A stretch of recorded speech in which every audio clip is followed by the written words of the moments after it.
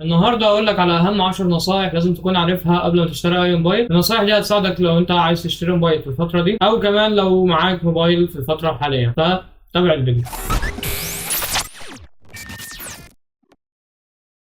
السلام عليكم ورحمه الله وبركاته. ازيكم يا شباب؟ عاملين ايه؟ يا رب تكونوا بخير. رجعت لكم في حلقه جديده وفيديو جديد، وصراحه اسف على التاخير. اخر فيديو نزلته من شهر اللي هو اول فيديو في القناه بتاع مراجعه الوان بلس 12 ار، وصراحه شكرا جدا على الدعم. الفيديو انا ما توقعتش انه يجيب المشاهدات دي. حاليا ماشي في ال 200 مشاهده تقريبا او عداها كمان، واللايكات ما شاء الله فوق ال 20، فشكرا جدا ليكم. واتمنى كمان ما تقصروش من ناحيه الدعم في الفيديو ده. فلو مش مشترك انزل اشترك دلوقتي وفعل الجرس عشان يوصلك كل جديد، ولو مش حاطط لايك حط لايك. وعشان ما اطولش عليكم يلا نبتدي. اول واهم نصيحه في الفيديو انك ما تسمعش كلام حد يقول لك ما تشتريش مثلا الشركه دي علشان دي عيوبها كذا والموبايلات بتاعتها كذا. لا، الكلام ده مش صح تماما، لان اكيد مش عشان موبايل واحد وحش مثلا من شركه معينه فيبقى موبايلات الشركه كلها وحشه. لا، المنطق ده غلط. غير ان في الغالب هتلاقي اللي بيقول الكلام ده يا اما شخص ما عندوش خبره قوي في الموبايلات، او انه يكون جايب موبايل من شركه معينه والموبايل ده مثلا باظ منه فكره الشركه وكره كل حاجه. فنصيحه ابعد عن اللي يقول لك ما تشتريش الشركه دي او الشركه دي، لان كمان هتلاقي الكلام ده على كل الشركات بلا استثناء. شاومي، ريلمي، سامسونج، اوبو، كل الشركات هتلاقي عليها نفس الكلام ده. فيعني هيخلوك محتار اكتر. فنصيحه بلاش تسمع للناس دي. هديلك مثال على كلامي. مثلا موبايل زي الريدمي نوت 13 العادي، موبايل مواصفاته مش احسن حاجه في السوق حاليا، وانا ما برشحوش نهائي لان هو يعتبر من اضعف الموبايلات في فئته السعريه. في موبايلات كتير احسن منه زي الريدمي 11 4 جي مثلا، السامسونج اي 24. شفت قبل كده واحد منزل بوست عن الموبايل ده وبيقول ان الموبايل بيلاج وضعيف وتعبان وسخونه وبطاريه ومش عارف ايه. فده طبيعي، الموبايل ده اصلا مش موجه للاستخدام التقيل، غير ان هو اصلا كموبايل فئه متوسطه فهو مش احسن حاجه ومش حلو كمواصفات. معالج ضعيف ال 685، معالج ضعيف جدا. المعالج ده اصلا من ايام النوت 10. انت متخيل؟ من ايام النوت 10 عندك النوت 10 والنوت 11 والنوت 12 والنوت 13، الاربعه دول بنفس المعالج، هو بنفس اصلا كل المواصفات، مفيش اي جديد في المواصفات. فطبعا الشخص اللي اشترى النوت 13 ده ونزل فيه البوست ده راح مخبط في الشركه كلها طبعا، وقال لك ما تشتريش شاومي نهائي. فالافضل انك ما تسمعش كلام الشخص ده، وانك تشوف مراجعات للموبايل قبل ما تشتريه. بالنسبه للنصيحه الثانيه، قبل ما تشتري اي موبايل لازم تشوف له مراجعات عند اكتر من شخص. يعني مثلا شفت المراجعه بتاعت الوان بلس 12 ار اللي انا عاملها، شوفها عندي، شوفها عند شخص ثاني. ممكن يكون في عيوب ظهرت مع شخص ثاني ما ظهرتش معايا، فلازم تكون شايف اكتر من مراجعه للموبايل اللي انت هتشتريه وتكون متاكد ان هو ده الموبايل اللي هيناسب احتياجاتك. ممكن كمان تشوف مقارنات مثلا للجهاز ده مع جهاز ثاني، ممكن يكون الجهاز الثاني احسن منه، بس بشرط انهم يكونوا في نفس الفئه السعريه. ما ينفعش تجيب جهاز عالي مع جهاز مثلا فئه متوسطه او جهاز فئه اقتصاديه، دي مش هتكون مقارنه عادله اكيد. وخلي بالك كمان ما تخليش تاجر يقنعك بموبايل انت مش مقتنع بيه، او يقول لك مثلا ده سعره نازل من كذا لكذا او المواصفات كذا، لان ببساطه ما فيش تاجر هيبيع هيقول لك الجهاز ده فيه عيوب كذا وكذا وكذا. اكيد هيقول لك المميزات بس. انت لازم تكون عارف مميزات وعيوب الجهاز، وهل هو احسن حاجه في الفئه دي ولا ممكن تشوف غيره. النصيحة الثالثة من أهم النصائح في الفيديو، ودي خاصة بالشخص اللي بيشتري موبايل مستعمل. ما تشتريش موبايل من غير علبة. ما تشتريش موبايل من غير علبة. كمان مرة، ما تشتريش موبايل من غير علبة، لأنه ببساطة الموبايل من غير علبة معناها حاجتين: يا إما إنه موبايل مضروب مثلا حاجة كوبي أو هاي كوبي، أو إنه مسروق في الأساس. فلازم تخلي بالك من النقطة دي. مهما يكون الموبايل سعره مغري بالنسبة لك، اوعى تشتري أي موبايل من غير علبة. تشتريه من غير أي حاجة إلا العلبة. العلبة شيء أساسي مع الموبايل. يعني انت تديني الموبايل بالعلبه فاضي كده معهوش حاجه، ولا انك تديني موبايل معاه كل حاجه من غير العلبه، لان زي ما قلت لك موبايل من غير علبه يا اما مضروب يا اما مسروق. غير لو ما كانش حاجه من الاثنين دول، فلما هتيجي تبيعه لو حبيت تبيعه مثلا هتضطر انك تنزل في سعره جامد، ده لو لقيت له بيعه يعني. فالنقطه دي مهمه جدا، خلي بالك اوعى تشتري موبايل من غير علبه. بالنسبه بقى للجراب ده، يا جماعه انتوا مش متخيلين خطوره الجراب ده. الجراب ده يعني انك تستعمل موبايل من غير جراب ارحم لك بكتير من انك تستعمل الجراب ده. حضرتك بتشتري الجراب ده مبسوط بشكله والحاجات اللي بتمشي جواه بسبب السائل اللي جوه، لكن ده خطر جدا على الموبايل، لان بسهوله جدا ممكن الجراب نفسه يتفاع والسائل ده يطلع بره ويخش في الموبايل. يعني ممكن توصل لبورده اصلا، فبورده يعني معناها جهاز جديد. فاياك تشتري الجراب ده وخليك محافظ على موبايلك افضل.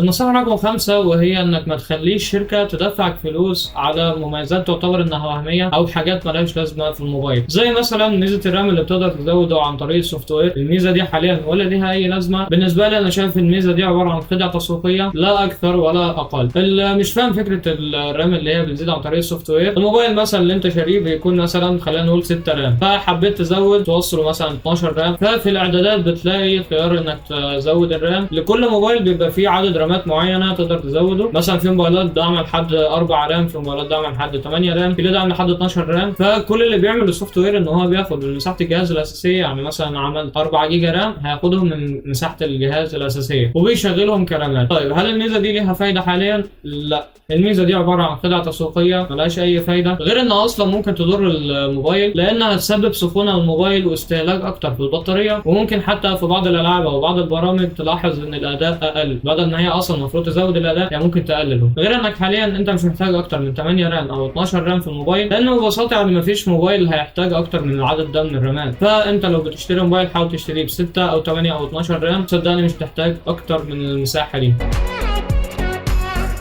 النصيحة رقم 6 وانت بتشتري موبايل في الفئة الاقتصادية تحديدا اللي هي من 5000 لحد 10000، ركز على الأداء وخلي الأداء هو رقم 1 في الموبايل، بعده يجي الكاميرات أو الشاشة أو أي حاجة تاني. لأن لو مثلا جبت موبايل فئة اقتصادية كاميرا جبارة وشاشة جبارة والأداء وحش، أنت مش هتستفيد بكل ده وهتكره الموبايل أصلا. الفئة الاقتصادية ركز على الأداء خليه هو رقم 1، بعده بقى شوف أنت حابب عايز موبايل كاميرته حلوة أو موبايل شاشته حلوة، لو أنت بتتفرج مثلا على مسلسلات أو على أفلام كتير عايز موبايل اقتصادي كاميرته تكون حلوه معاك. فدايما وانت بتشتري موبايل فئه اقتصاديه ركز على الاداء. استنى، حطيت لايك؟ ما حطيتش؟ شفت يا عم، عيب والله يا عم، انا ماشي يا عم مش مكمل الفيديو. خلاص عشان خاطرك ماشي، انزل حط لايك دلوقتي، اشترك في القناه، فعل الجرس، ويلا نكمل. في بعض الثوابت المهمه هقول لك عليها دلوقتي. اولا معالجات اليونيسوك تايجر اللي هي التي 602 والتي 606 وال 612. المعالجات دي للاسف هي المعالجات الوحيده اللي موجوده حاليا في الفئه الاقتصاديه اللي هي تحت ال 6000. فلما تشتري موبايل شايل معالج من المعالجات دي اخرك في السعر يبقى 6000، لان اكتر من كده هتلاقي موبايلات بمواصفات احسن ومعالج اقوى وطبعا اداء افضل بكتير. فبالنسبه لمعالجات يونيسوك تايجر ما تزودش عن 6000 بالنسبه للمعالجات دي، لان بعده هتلاقي عندك السناب دراجون 680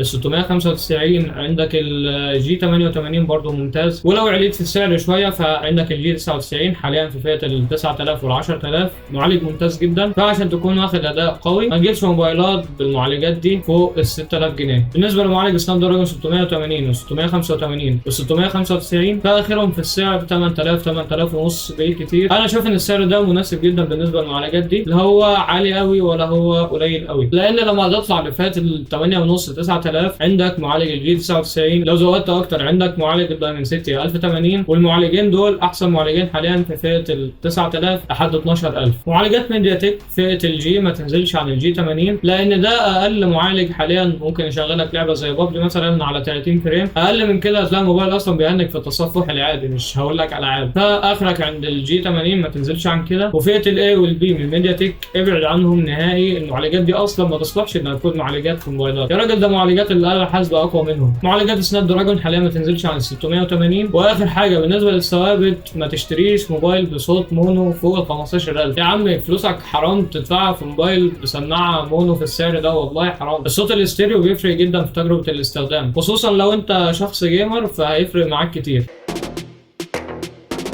النصيحة التامنة خاصة للناس اللي بتشتري موبايل علشان خاطر الكاميرا بتاعته، الناس اللي يهمها تصوير سواء فيديو أو صور، ما تنخدعش بعدد الميجا بكسل بتاع الكاميرا، لأنك ممكن مثلا تلاقي كاميرا 50 ميجا بكسل أو 32 ميجا بكسل متفوقة على كاميرا 200 ميجا بكسل مثلا. ده لأن الكاميرا مش معتمدة على عدد الميجا بكسل، هي معتمدة على كذا حاجة تاني. أهم حاجة بتكون معتمدة عليه الكاميرا هو السنسور بتاع الكاميرا، تاني حاجة فتحة العدسة، تالت حاجة معالجة الموبايل ومعالجة المعالج نفسه بتاع الموبايل للصور. يعني في فرق بين معالجة صور ميديا تك مثلا لمعالجة صور سناب دراجون او كيرن او اي نوع معالج مختلف، كل معالج ليه طريقة معالجة مختلفة، وكمان بتعتمد على معالجة السوفت وير بتاع الموبايل نفسه. هتلاقي معالجة الوان يو اي مختلفة عن معالجة الريلمي يو اي، عن معالجة الاوكسجين او اس، عن الشاومي. بعدين بقى في الاخر بيجي عدد الميجا بيكسل. فمثلا لو قارنا ما بين الاي 54 بتاع سامسونج مع النوت 13 برو بلس بتاع شاومي، هتلاقي في اغلب الصور في تفوق للاي 54 عن النوت 13 برو بلس، رغم ان النوت 13 برو بلس جايب كاميرا 200 ميجا بكسل، والاي 54 بعدسه 50 ميجا بكسل، لكن معالجه سامسونج في الفئه المتوسطه احسن، غير ان السنسور بتاع الاي 54 احسن من النوت 13 برو بلس، فجوده وتفاصيل والوان الصوره مش معتمده فقط على عدد الميجا بكسل. النصيحة التاسعة نصيحة مهمة جدا وفي ناس مش بياخدوا بالهم من الموضوع ده، والنصيحة دي خاصة بشحن الموبايل. أولا ما تسيبش موبايلك لفترات طويلة على الشحن بحيث إنه يوصل ل 100% ويفضل برضه على الشاحن لفترات طويلة، لأن ده هيأثر على عمر البطارية. هتلاحظ بعد فترة إن البطارية بدأت تنزل مرة واحدة، يحصل مشاكل في البطارية، ممكن حتى مدخل الشحن اللي في الموبايل يبوظ من حاجة زي كده. وحبايبنا اللي بيسيبوا الموبايل في الشاحن ويناموا، ده قصة تانية، ده فيديو تاني لوحده أصلا. يا جماعه والله الموضوع ده خطر كبير على الموبايل وعلى بطاريه الموبايل. سيبك من ان بطاريه الموبايل ممكن تبوظ، ده الموبايل ممكن ينفجر في حركه زي كده. فتخيل انت نايم في امان الله فجاه يحصل حريقه بسبب موبايل. فعشان تكون في السليم ما تخليش الموبايل يعدي 100% ويفضل في الشاحن لساعات، ولا انك تشحنه اثناء النوم. ويفضل ان بطاريه الموبايل ما تنزلش عن 15%، ولما تشحنها ما تزيدش عن 85 او 90% علشان عمر البطاريه ما يقلش بسرعه. تاني حاجه ودي خاصه بالناس اللي بتلعب على الموبايل كتير واللي كمان بيلعب اثناء الشحن، حتى اثناء ما الموبايل محطوط على الشاحن هو ماسكه وبيلعب برضه. الموضوع ده خطر جدا، لان اثناء ما الموبايل بيشحن فهو بيسخن اصلا، ومع الالعاب كمان طبيعي انه بيسخن. فلما تزود سخونه الالعاب مع سخونه الشحن ده ممكن يخلي الموبايل يوصل لانه يجيب بورده، او الاسوأ من كده انه ممكن يولع او ينفجر في اي لحظه. فليه؟ حافظ على نفسك، حافظ على موبايلك، بعد ما يخلص شحن استخدمه براحتك. وخلي بالك وانت بتشحن الموبايل ما تخليهوش يكون تحت المخده مثلا، او متغطي بحاجه مثلا قماش او اي حاجه عليه اثناء الشحن، لان ده هيزيد من سخونته، فبالتالي برضه ممكن يجيب برده. عندك اخطر واهم حاجه انك تستعمل دبوس شريحه مش بتاع موبايلك. الموضوع ده خطر جدا لدرجه الموبايل ممكن يولع في ايدك، ده بسبب ان كل موبايل بيكون ليه دبوس شريحه مخصص معمول بمقاس معين. فلو جبت مثلا دبوس مختلف او دبوس شعر مثلا، ففي الحاله دي وانت بتحط الدبوس في الموبايل ممكن يوصل للبطاريه، ولو البطاريه اتخرمت خلاص كده يعني انسى الموبايل، ده لو ما عملش مصيبه اصلا في البيت. فخلي بالك كويس جدا من النقطه دي، لان في ناس مش مدركه الخطر اللي ممكن يعملوا دبوس قد كده.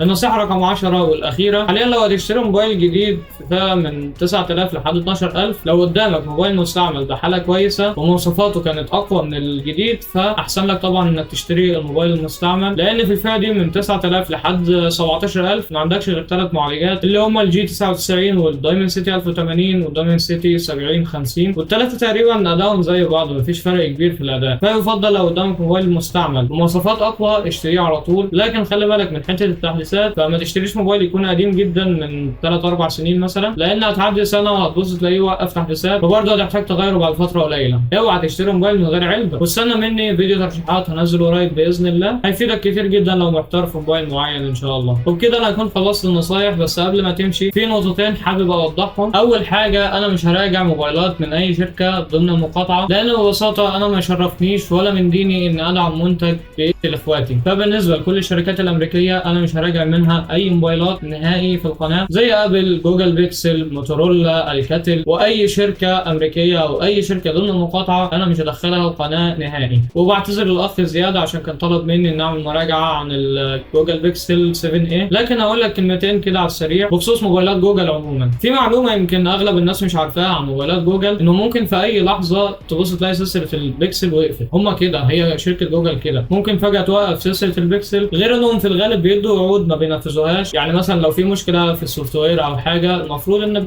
طبيعي بينزل تحديث للسوفت وير، فجوجل ماشي ممكن يقول لك هننزل لك تحديث ونحل المشاكل وكل حاجه، في الاخر بلح لا هيجي لك تحديث ولا اي حاجه، او ممكن حتى لو جبت تحديث ما يحلش المشاكل بتاعه السوفت وير. فكره انهم يوقفوا سلسله البيكسل قبل كده حصلت في سلسله النكسس، وغالبا اغلب الناس ما تعرفش السلسله دي. النكسس كان تعاون بين جوجل وبين سامسونج وال جي وهواوي تقريبا، هم كانوا حوالي 4-5 شركات متعاونه في موبايل واحد، وكان موبايل مواصفاته حلوه وسوقه ماشي وما فيهوش اي مشاكل يعتبر. لكن فجاه بلا اي مقدمات سلسله النكسس وقفت نهائي، وطبعا انتوا عارفين حاليا المشاكل اللي بين جوجل وبين هواوي. ولو ان سلسله البيكسل وقفت، هذا ببساطه انت مش هيوصل لك اي تحديثات تاني لو موبايلك كان جوجل بيكسل، لان ببساطه السلسله انتهت، فهو التحديثات ايه خلاص بالسلامه، فالموبايل في ايدك هيبقى حته خرده وهتضطر تغير. غير ان موبايلات جوجل بيكسل المفروض ان هي موبايلات فيها فلاج شيب، يعني المفروض تكون باقل عيوب ممكن. لكن هتلاقي مثلا عندك البيكسل البيكسل 6 والبيكسل 7 ويمكن البيكسل 8 تقريبا، مش متذكر. شاشه 90 هرتز ومش باحسن دقه في الفلاج شيب، مش باحسن دقه ولا الوان. يا جدع ده في موبايلات فئه اقتصاديه وفئه متوسطه 120 هرتز، فانت متخيل انت واخد موبايل فلاج شيب 90 هرتز بس. عندك بقى سرعه شحن ميته، بطاريه مش احسن حاجه، ممكن ككاميرات وهاردوير والمعالج وكده يكون نوعا ما كويس، لكن برضه مش بمستوى الموبايلات الفلاج شيب. يعني هو اخره يبقى موبايل فئه متوسطه او فئه متوسطه عليا بالكتير لو قارنته يعني. فعموما بسعر اي موبايل جوجل بيكسل تقدر تشتري موبايل من فئه متوسطه عليا او فئه فلاج شيب حتى بمواصفات اعلى، كاميرات احسن، شاشه افضل، سرعه شحن اعلى. فانا صراحه عموما من قبل المقاطعه انا ما كنتش برشح موبايلات جوجل لان شايف ان فيها مواز مهمه يعني موبايل فئه متوسطه او فئه متوسطه عليا ممكن يهزمه